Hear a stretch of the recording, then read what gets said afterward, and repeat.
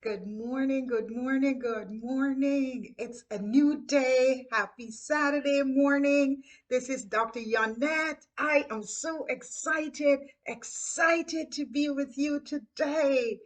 I love the sunshine and it's nice and sunny and bright outside. I think I told you some time ago, I am from South America where there is sun and more sun. Of course, we have rain, we have the rainy season, but we have lots of sun galore. And this Saturday morning today, it is sunny and bright and I am in my glory. How are you doing? How are you doing? How have you been over the week? How is your peace? Do you have that inner peace, that confidence that you are going to make it? How is your peace? You know, I was driving down the road sometime this week, taking my son to school, and the traffic was very heavy.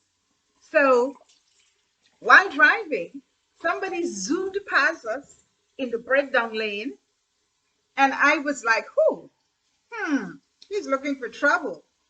But after that, another person passed us in the breakdown lane, and the thought came to me that perhaps I should do the same. Well, let me back up. The guy really didn't pass us in the breakdown lane. He attempted to pass us. He passed us. Let me back up again. He passed us in the breakdown lane, but the car in front of him kind of stepped in between the breakdown lane and the regular lane. And so he couldn't get past to go where he was going.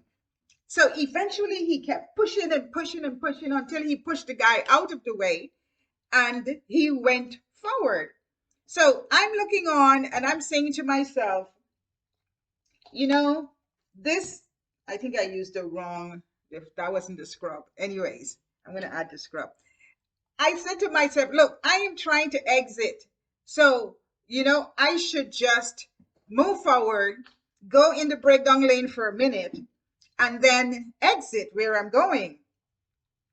And as I stepped out, the guy stepped out again in front of me.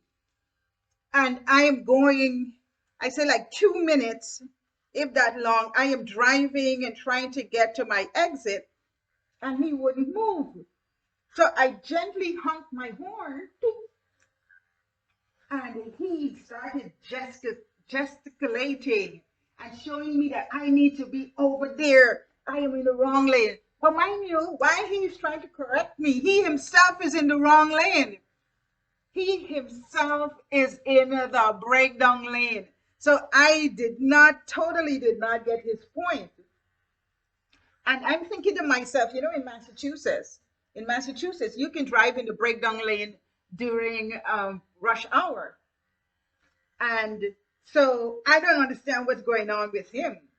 But at the same time, did I get upset? Did I give away my peace to him? My son and I started talking and laughing and smiling about what was going on. I did not let him have the upper hand. And so today I'm talking to you about your peace. How are you doing with your peace? Your faith in your ability to move forward and to have a good life. Your faith in the God that you serve.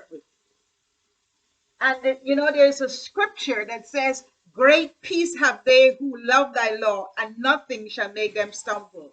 God is going to keep you in perfect peace if you're following him, if you're keeping your eyes stayed on him.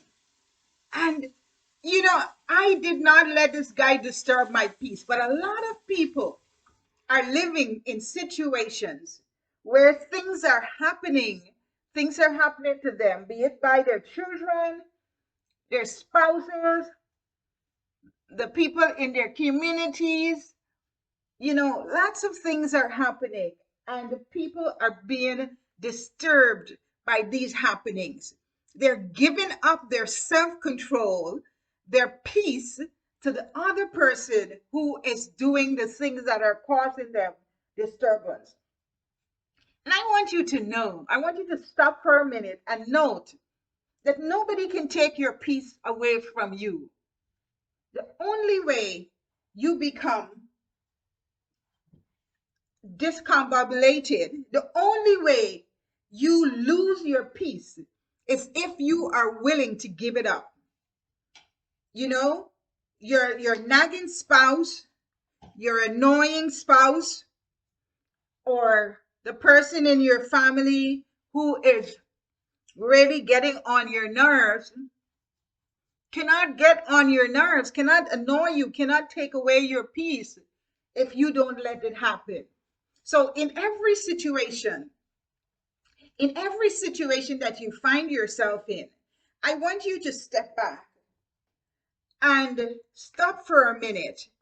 Stop for a minute and think of the lesson that you can learn from being in the experience that you're having. And always operate under the golden rule. You do unto others as you would have them do to you. So if somebody is doing something that you're detesting, you should never ever do it back to them. So step back and think of how this experience that you're having can teach you. It's there to teach you something valuable, something that would make you a better person. How can I now take what is happening and see my opportunity for growth? That's what you're trying to find out here. How can I look at this as an opportunity to grow and not be flustered by these experiences? There are whole families that have disintegrated, that have fallen apart because we focus on what we call, quote unquote, the negatives of the other person, the negatives of the other individual, rather than focusing on life and the pleasantries that life brings us and gives us. So for a minute, stop and think. Think about your experiences and think about how you as an individual can control what happens to you. Not necessarily what happens to you. I shouldn't say what happens to you. I should say how you respond to what happens to you. Because if it is to be, it's really up to you. Nobody can make you happy. Nobody can make you comfortable. You have to determine that, hey, this is happening, but I am going to be my spiritual self. I am going to be my bigger self. I am going to see these experiences through my spiritual eyes because I know that I am destined for greatness. Only good things are going to come my way. A famous author likes to say, nothing bad happens to me. Really, nothing bad happens to you. Things just happen to you. It's how you interpret. It's your interpretation on what is happening to you that determines whether it's good or bad. So I want you to stop and really focus on how you react.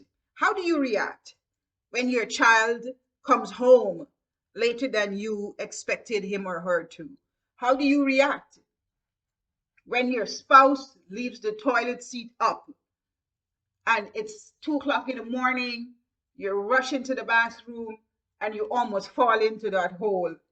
How do you react when your spouse doesn't answer the phone when you call? How do you react when it seems that people are always messing up and never cleaning? How do you react when your spouse tells you that he's going to be there or she's going to be there at 10 o'clock and they show up at 10:30 or 11? How do you react when your child seems not to care about all the sacrifices that you have been making for him or her? How do you react? Do you get all out of control and blow things into smithereens? Or do you take your time to reflect on the experience, to look at what this experience has been is teaching you, and then in a controlled, calm, and gentle manner respond to what has been transpiring? I want to encourage you today to keep your peace. Don't let anybody take your peace away from you.